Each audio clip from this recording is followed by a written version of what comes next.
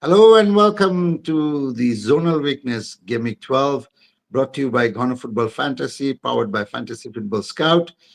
A familiar face after a bit of a break. He's enjoyed his Diwali, he's enjoyed his festivities, and he's back. He's not left us completely. He was just away spending a bit of time. Family comes first. So here is Sankalp. Welcome, brother. How good to see you. Great to see you as well, right? I think two international breaks went in between, so it feels like a longer break than it is, right? But looking forward to the next run of matches. True, true, true. Two international break went, and we haven't seen each other for a while. But yeah, it was worth the while. I mean, the time well spent. Family comes first, as I said. And glad to have you back again. And we are going to have a cracker because now that the winter is coming, I don't want to sound very cheesy and cheeky at the same time, but yeah, winter is coming, and that's the truth. And we have the busy schedule coming, and for that before we get into all that, it's the Game Week 12, which is around the corner. But before I do start, I just wanted to ask you, how was your Game Week 11? I don't think I remember much of it now. It's been a while.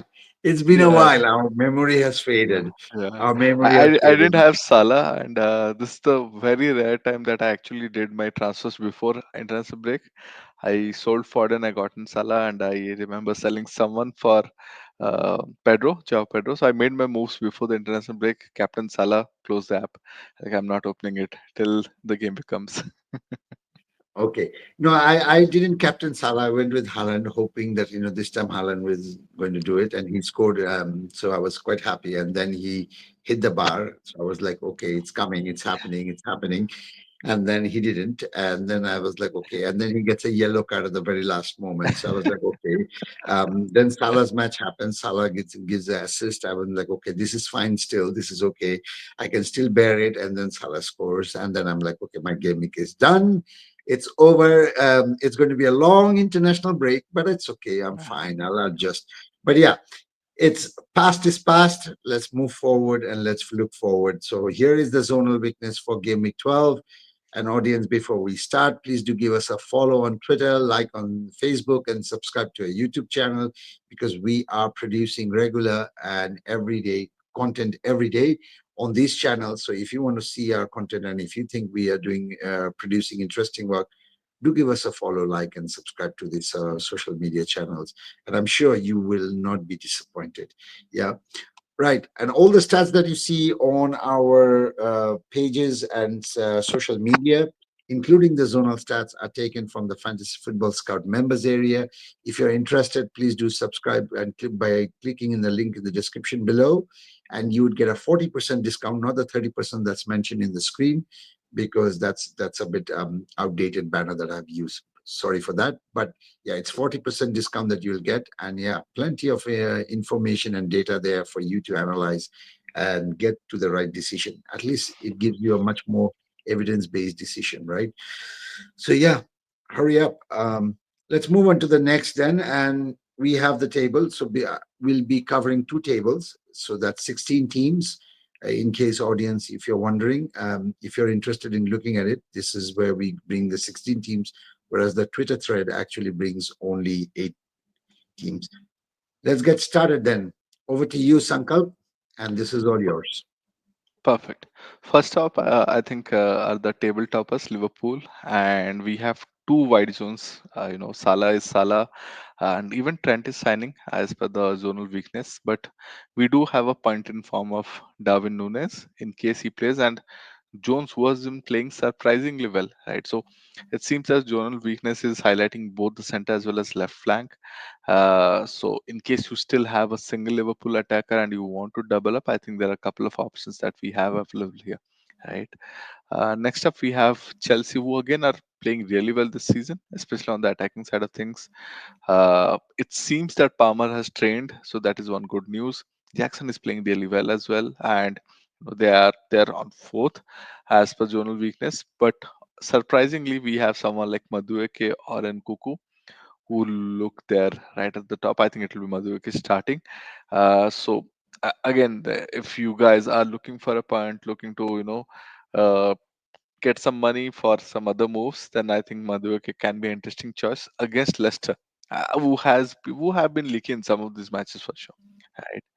Right. Next we have Nadim Bhai's favorite club, Manchester United. We have a new coach as well, Ruben Amorim, and they will be playing Ipswich away. And this will be a very fascinating encounter just to see, how Amorim sets up United. So we don't have a lot of information because all the previous information goes out the window.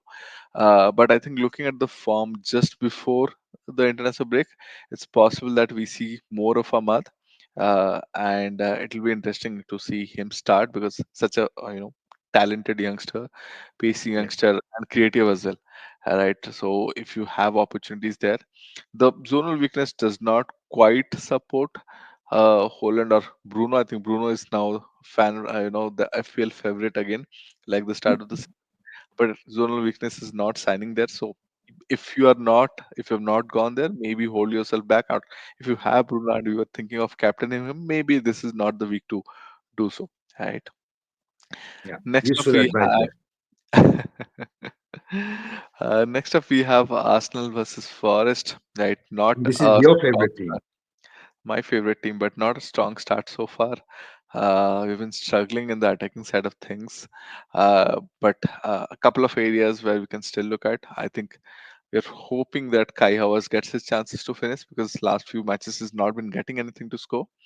And the good thing is left flank, Forest do keep it open. So players like Saka, Odegaard, and we have Odegaard back now since the Chelsea match. So these two can combine and create something for a player like Kai. So this will be something where my eyes will definitely be because the zonal weakness is already predicting a kind of partnership in this match. Right. Next up, we have Manchester City, who have been struggling like us. So good to see that. But they go against Tottenham, who are not exactly known for their defense, right? And we also do not have news about Van der Ven, whether he's back.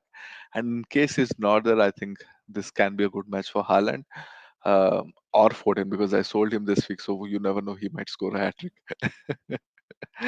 Are you uh, going without Haaland?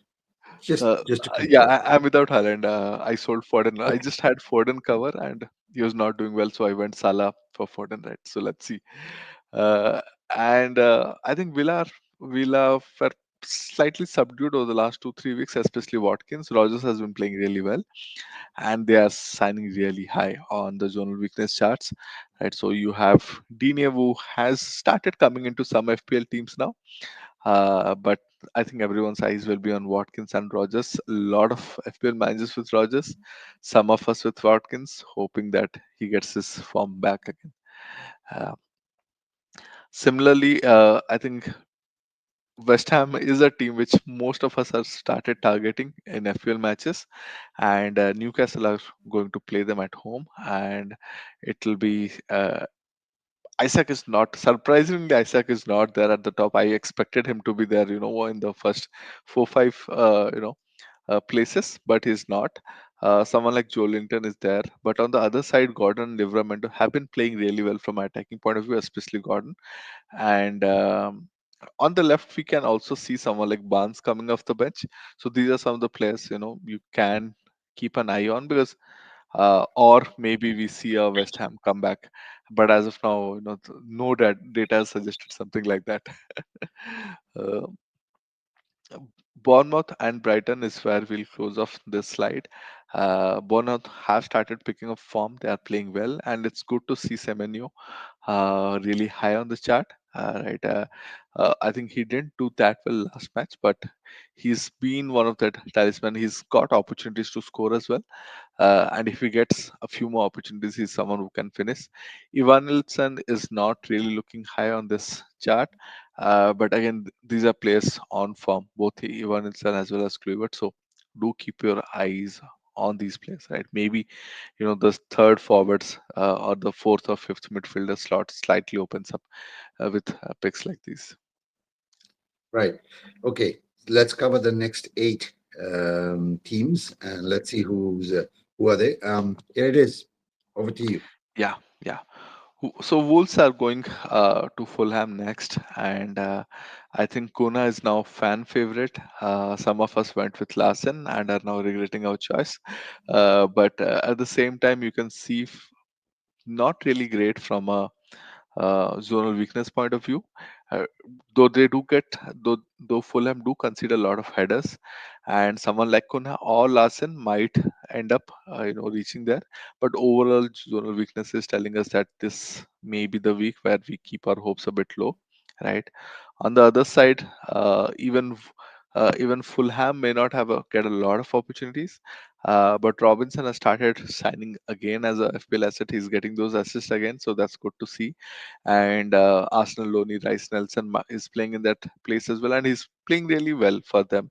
So that's good to see. And Wolves do consider a lot of headers, so you know Zimnes, always been there in and around the box, and if he gets those opportunities, he might go and put one away. Right. Next up, we have Everton Brentford matchup.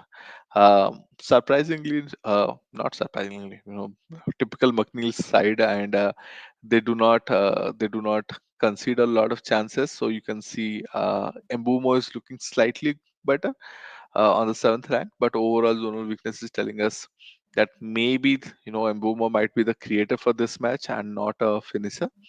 It just depends if he's able to create something for Visa. Visa again.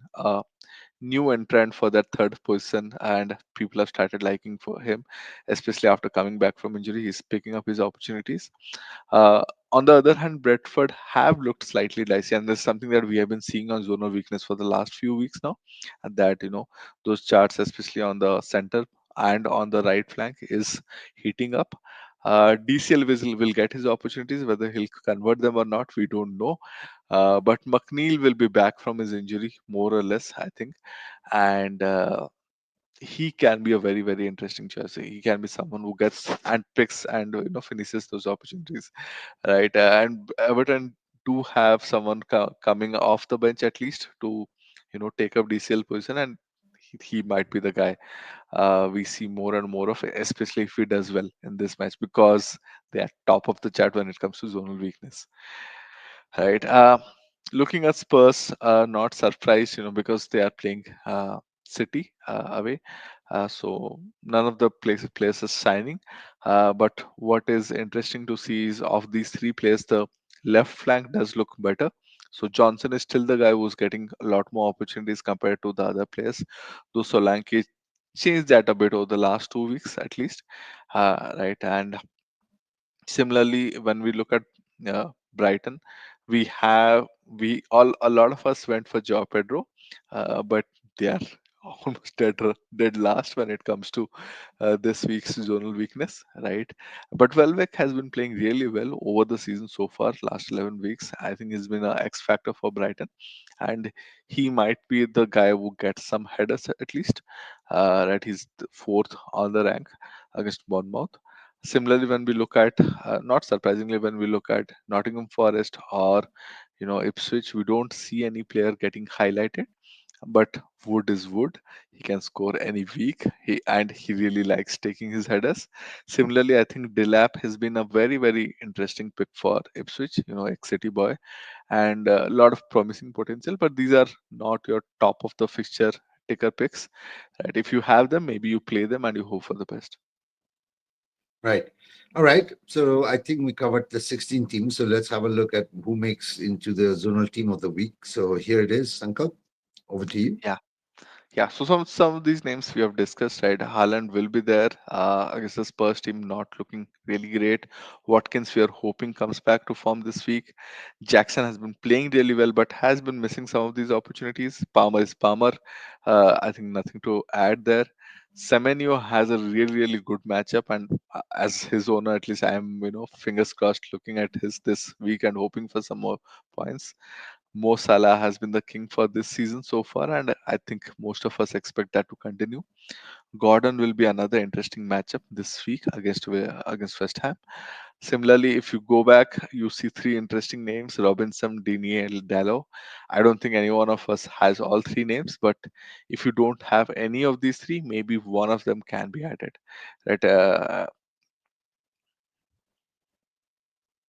Okay. Right. I mean, I think that's that, right? And I think we Yes. conclude that with it. So thank you so much, Sankar, for this.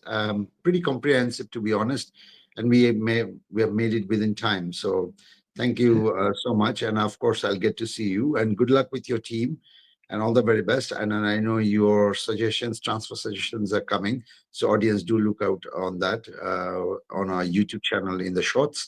But yeah, until then, we'll see you next week for Game Week 13. Till then, bye bye.